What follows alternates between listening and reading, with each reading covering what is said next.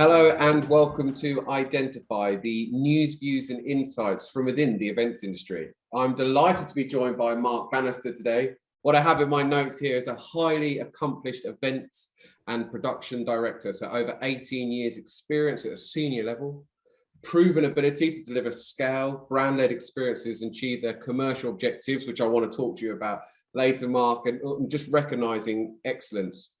Worked on major projects like Cisco Live, Google Next. I've got the Zumba Instructors European Conference, which sounds great, and Cyber. So absolute whoppers in the industry.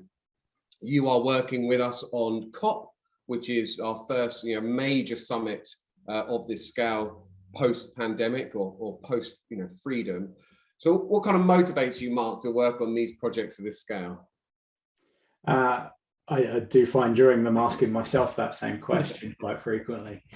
I think it's that scale of team, being able to pull together all of the different strands and all of the people. It's very much the people that make the project. And the bigger the project and the bigger the team and the more experience and the wider that kind of contact list and different personalities and people that you get an opportunity to work with, and that's one of the obvious key differences between a project of such scale and some of the smaller events that happen. And being able to navigate your way through that structure and building that company almost in a way into existence to deliver a thing and then move on to the next big thing.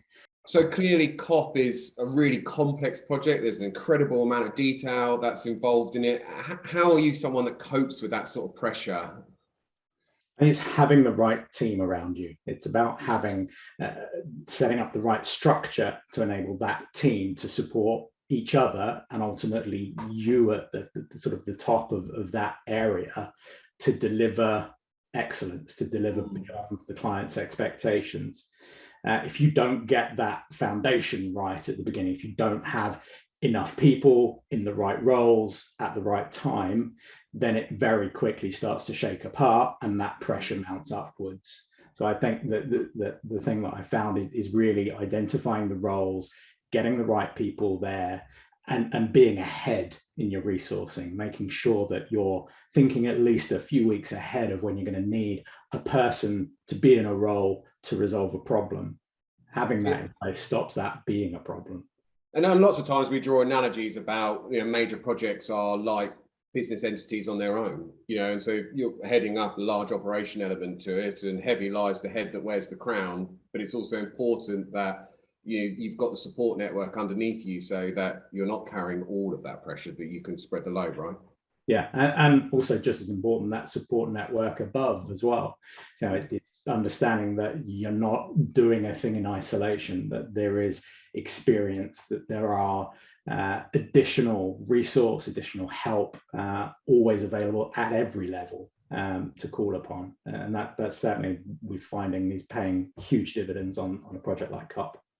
Yeah, absolutely. And so for the benefit of those watching, what is your role within COP? I'm the technical director, head of technical production. Started off also looking after the operations side of things initially, although we have a fantastic Mike Kent who's come on board to take over that operations piece as it's continued to grow and expand.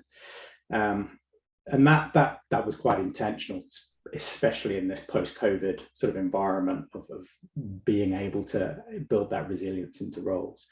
But my role, it's the structures. We're building over 100,000 square meters of temporary structures to house some significant chunks of the event. It's everything that goes into that: the heating, the lighting, the kit, the crew, the scenic, carpet, power, toilets. You wouldn't believe the number of conversations around toilets and where yes, I would. located and not to be located, and how we can service those during a 3-week live event. Some of these areas are live for 3 weeks, which itself is significant and significantly different for this kind of big government summit, which tend to be taking place on a much shorter scale. But this is a 3-week live event.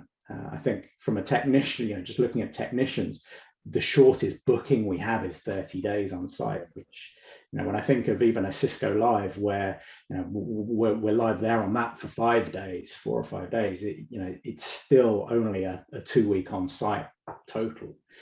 This, we're on site. Well, we started mid-August, and we're going to finish mid-December, and that's quite something. Yeah, and it's definitely unique. And I think also something I wanted to ask you about is, are there any differences being in this post-pandemic era really around building an event than others? I'm hoping that once we get on site, not so much, but certainly pre-production, not being less able to come together as a team day in, day out in an office environment. We're still very much mindful of minimizing the risk of a case of COVID, the pandemic, and everyone having to then isolate and the effect that would have. So we've approached it as sensibly as we can. It's meant that a lot of the team are working from home. They're working on their own in their own home office environment. It means that there's an awful lot more Zoom calls. It means there's an awful lot more emails as well, which I think everyone's talked about Zoom fatigue. There's an awful lot of things that are 20-odd email chain, which would have been a 5-minute conversation between 3 people across a desk. And that mounts up, and then it exacerbates by the amount of calls and Zooms and meetings. So yeah, that has been different, and it has been a struggle. We're overcoming it, and I think sensible management of those meetings, sensible protocols, trying to keep efficiency within emails and communications, and keeping a very close watch on that sort of silo working. It's almost an unpredicted outcome of post-COVID working is this sort of natural tendency to just focus on the area that you've got and not look more widely. Yeah, so I think you make such a great point, and that silo working was always one of the barriers that we had at G7. I think as us, the collective identity, we've done so well to take a lot of learnings through that and delivering these major summits. Mark, thank you so much for your time. I wish you and the wider team the absolute best of luck. It's amazing to see it all. It's a lot of hard work we've all put in to get to where we are now, and the fun's only just beginning. So yeah, good luck with the project. Go on. Thanks, Michael.